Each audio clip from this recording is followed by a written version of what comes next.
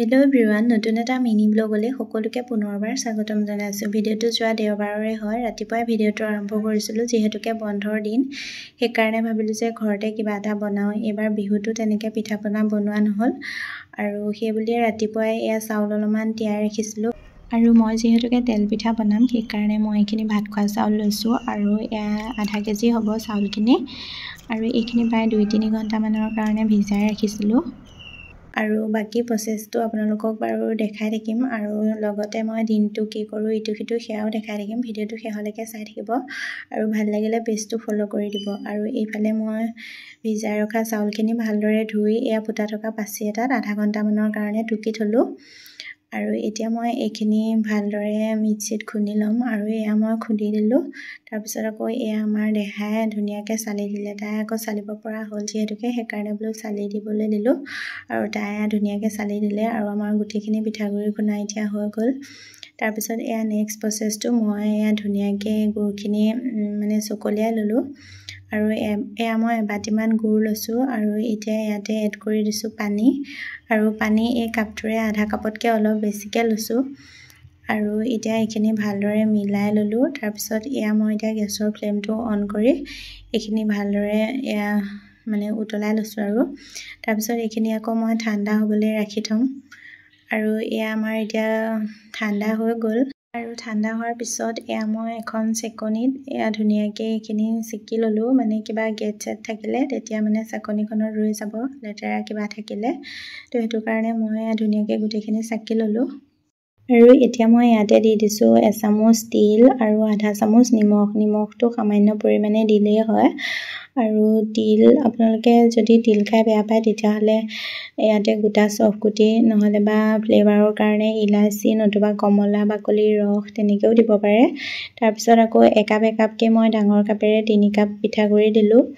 লগতে দি দিছোঁ আধা কাপ চুজি আৰু আধা কাপ ময়দা আৰু গোটেইখিনি ভালদৰে মিক্স কৰি ল'লোঁ। তাৰপিছতে এইখিনি মই ঢাকোন মাৰি এৰাতি মানে ৰাখি থ'লোঁ ফ্ৰিজত। আৰু নেক্সট ডে ৰাতিপুৱাতে মানুহজনে কিবাকিবি ঘৰৰ ইটো সিটো কাম বন কৰি আছে যিহেতুকে বন্ধৰ দিন, সেইকাৰণে ৰাতিপুৱাতে কিবাকিবি কাম অলপমান উলিয়াই লৈছে। কিবাকিবি চাফ চাফাই কৰা বাহিৰতে আৰু এইফালে ল'ৰা আৰু ছোৱালীয়ে খেলি আছে। লগতে এইফালে কোকো আহে মাজে সময়ে আৰু ছোৱালীয়ে আজিকালি চাহ বনাব পৰা হ'ল যে মাজে সময়ে তাই আকৌ বনাই দিয়ে যেনিবা। আৰু বাপেকক কাম কৰি থকা দেখি তাই ৰাতিপুৱাই চাহ বনাই দিলে। তাৰপিছত মই বোলো পিঠাকেইটা বনাই লওঁ ৰাতিপুৱাতে। আৰু ৰাতি ৰাখি থোৱাৰ পিছত দেখিছেনে বেটাৰটো এনেকুৱা হৈ গ'ল আৰু মানে অকণমান থিৰ হ'ল।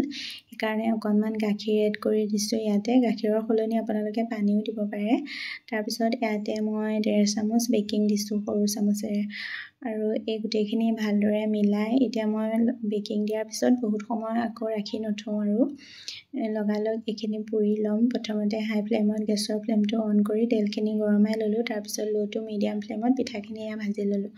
আৰু চাওকচোন ইমান ধুনীয়া হৈছে পিঠাকেইটা। আৰু চুজি দিয়াৰ কাৰণে পিঠাকেইটা মচমচীয়াও হয় আৰু খাবলৈও ভাল লাগে। আৰু সেইকাৰণে এনেকৈ গোটেইখিনি পিঠা মই পুৰি ল'লোঁ।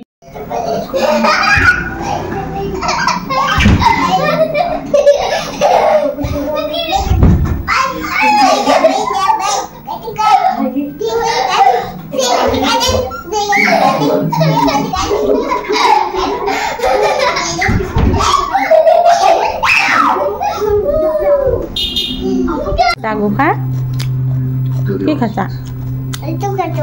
সেইটো নামটো কি? নামটো কি? তোমাৰ নামটো নহয় হে, তুমি যে খাইছা অমিতা। আৰু ভাত পানী খাই উঠি দুইটাকে অকণমান শুবলৈ দিলোঁ। তাৰপিছতে কি কৰি আছে দেখিছে নহয়, গোটেই মানে ঘৰৰ অৱস্থা নাইকিয়া কৰি থাকে। আৰু এইফালে ছোৱালীয়ে তাইৰ চোলা এটা ভায়েকক পিন্ধাই দিছে স্কুল যাওঁ বুলি। তাৰপিছত সিও সঁচাই বুলি ভাবিছে আৰু দুইটাই খেলি কৰি আবেলি আকৌ এপাক ওলাই আহিলোঁ মাহঁতৰ ঘৰলৈকে। আৰু এইফালে ফুলজোপা দেখিছেনে ইমান ধুনীয়াকৈ লহপহকৈ বাঢ়িছে। মোৰ আকৌ ফুলবিলাক মানে লেৰেলা চেপেটা মানে যত্ন নলওঁ যে ভালকৈ, সেইকাৰণে তেনেকুৱা। তাৰপিছতে দেখি পেলাই ভাল লাগি গ'ল, সেইকাৰণে আপোনালোককো অকণমান দেখাই দিলোঁ। আৰু মাহঁত আছে পিছফালে বাৰান্দাত বহি। আমি আকৌ তালৈকে আহিলোঁ আৰু কিবা বনায়ো আছে জুইতে দেখিছেনে। মায়ে মানে কি বনাই আছে কৈ আছোঁ ৰ'ব আপোনালোকক। ভাইটিয়ে মানে বজাৰৰ পৰা কুঁহিয়াৰ ৰস আনিছিলে, তাৰপিছত মাক ৰহিপা বনাবলৈ দিলে আৰু মায়ে বাহিৰৰ চৌকাতে আমি আহোঁতে মানে বনাই আছিলে। তাৰপিছত সি আকৌ এয়া কলপাত চলপাত কাটি দিলে বাহিৰতে, আমি এনেকৈয়ে খালোঁ আৰু একদম সৰুতেই খাইছিলোঁ, মোৰ ভালকৈ টেষ্টটো মনতেই নাই। তাৰপিছত আকৌ আজি খাইছোঁ। আজি ইমান ভাল নহ'ল যেনিবা, মানে কুঁহিয়াৰ ৰসটো বেছিকৈ হ'ব লাগে বোলে, তেতিয়াহে ভাল হয়। আৰু আমাৰ ইহঁতকেইটাও আজি প্ৰথম খাইছে মানে, আৰু খাই বৈ লৈ এয়া ভিতৰলৈ আহিলোঁ। আৰু ইফালে মই ঘৰৰ পৰা ঊলখিনিও লৈ আহিছিলোঁ, তাকে অকণমান গুঠি আছোঁ, মানে বৰষুণ পৰিলে ঘৰলৈ যাবও নোৱাৰা হ'লোঁ, সেইকাৰণে তাকে কৰি আছোঁ। আৰু এইফালে মাৰ কাৰণে সৰু ভাইটিয়ে বিহুত আহোঁতে বোলে কাপোৰ এযোৰ লৈ আহিছিলে, তাকে মায়ে দেখাই আছে। আৰু ছোৱালীয়ে অকণমান আইতাকৰ কাপোৰ যিহেতুকে, সেইকাৰণে তাই একদম গাত লগাই মেলি চাই আছে। আৰু তাৰপিছত ৰাতি আহিব নোৱাৰিলোঁ, ৰাতিপুৱা এয়া খোৱাৰ পৰা উঠিয়ে ঘৰলৈ আহিছোঁ, যিহেতুকে মানে আমাৰ গোসাঁনীৰ স্কুল আছে, সেইকাৰণে খোৱাৰ পৰা উঠিয়ে গুচি আহিলোঁ। আৰু আজি মিনি ব্লগটো ইমানেই আছিলে। ভিডিঅ'টো চাই ভাল পালে লাইক এটা কৰি দিব। আজিলৈ আহিছোঁ, বাই।